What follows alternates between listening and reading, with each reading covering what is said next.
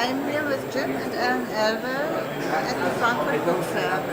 We know each other for many years. I visited them in Wheaton in Chicago.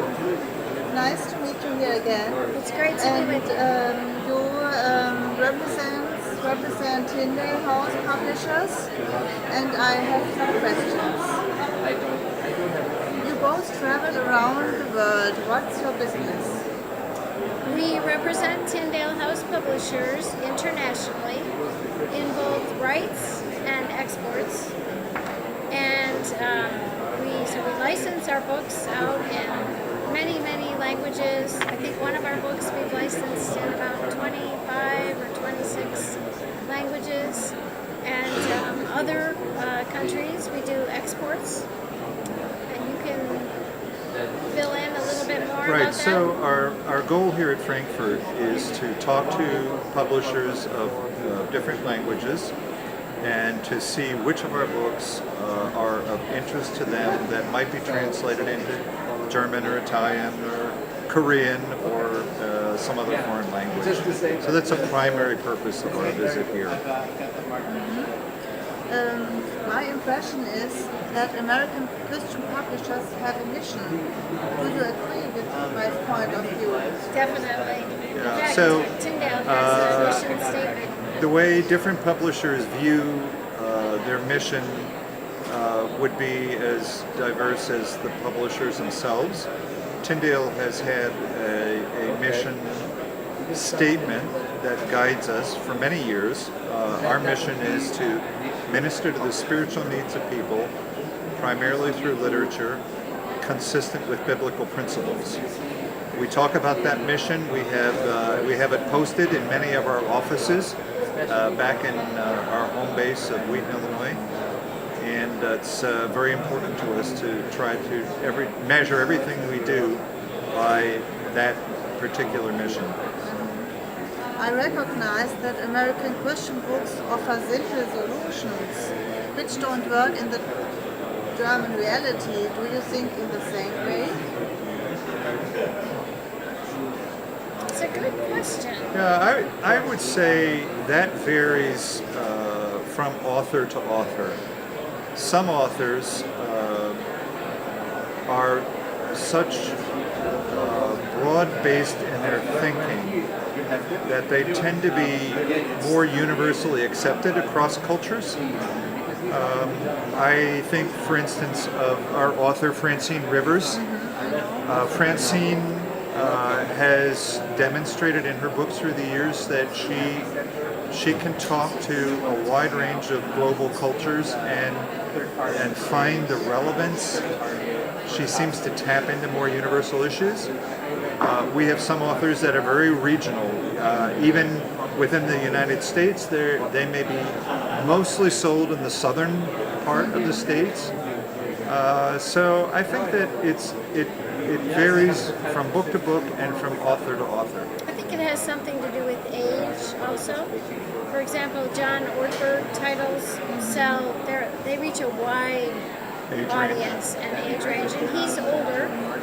And whereas if you take a woman who's writing a book about child raising and she's in her early 30s, it's going to be narrower and probably a little more simplistic ideas. But why do publishers around the world buy American licenses, and why don't American publishers buy licenses of Germany? Yeah. So the question of American publishers buying German books or Italian or French or whatever actually can be boiled down to something very practical.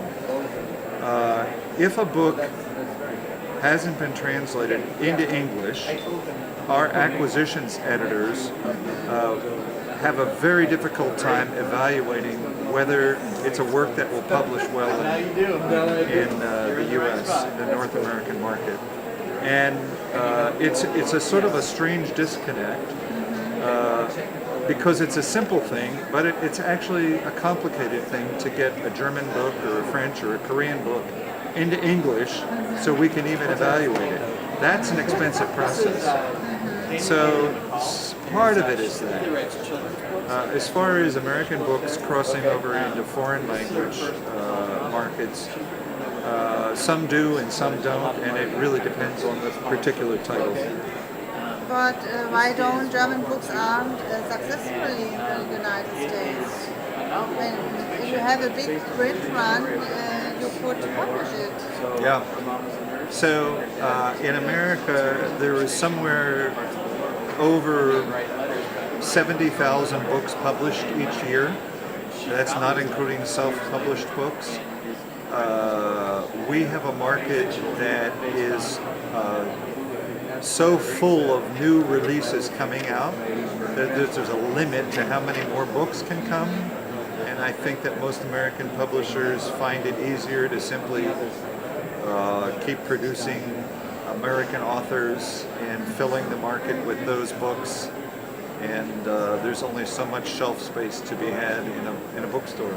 I think we're going to see more of it though in the next 2 to 3 to 5 years. Our editorial staff is open to that, and we have brought home some chapters. But as Jim mentioned, typically a European publishing house will give us 1 or 2 chapters, and it costs somewhere around $1,500, $2,000 to translate the whole book, and that's a lot of money. And sometimes they don't have the time or money to do that. Okay. And what's actually the trend in the American book market? So I would say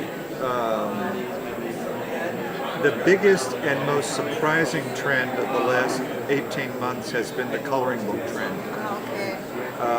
It was a phenomena that seemed to come out of nowhere, and it actually was a global phenomena, and it took hold in America just as much.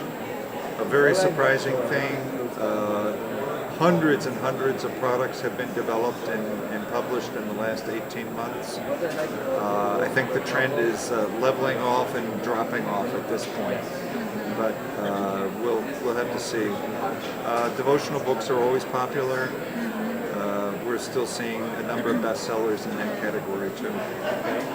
And do you think that Christian books has an influence in the American society? Well, we certainly hope so. There are a lot of different categories of culture within America, and there are many authors that speak into those particular categories. Right now, there have been a lot of tensions between racial groups in America, and there are authors who are addressing those issues. And we have a book, for instance, by Benjamin Watson, which is an outstanding example of a particular cultural group, cultural context that is very effective at addressing that. And we hope it has a big impact on American culture. We do a lot of books on family matters, marriage, and counseling, and these sorts of things. We like to believe that we never produce a book that doesn't have the opportunity to impact a reader, because our mission is to minister to the spiritual needs of people. And if we produce a book that we don't think will do that, then we don't have a reason to publish that particular book. So, your vision is your vision for the next years. Our vision for the next years? Yes.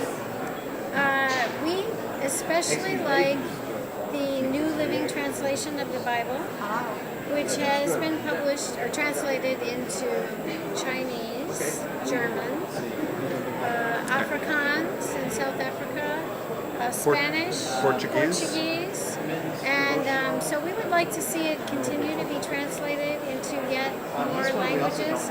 It's a translation that seems to speak straight to the heart, and so we're very passionate about that.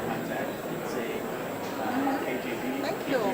That's a good thing. Thank you. Thanks a lot, Ellen and Jim. See you again. Yes, thank you so much. good to see you again. Yeah. Mutter Müller. Vielen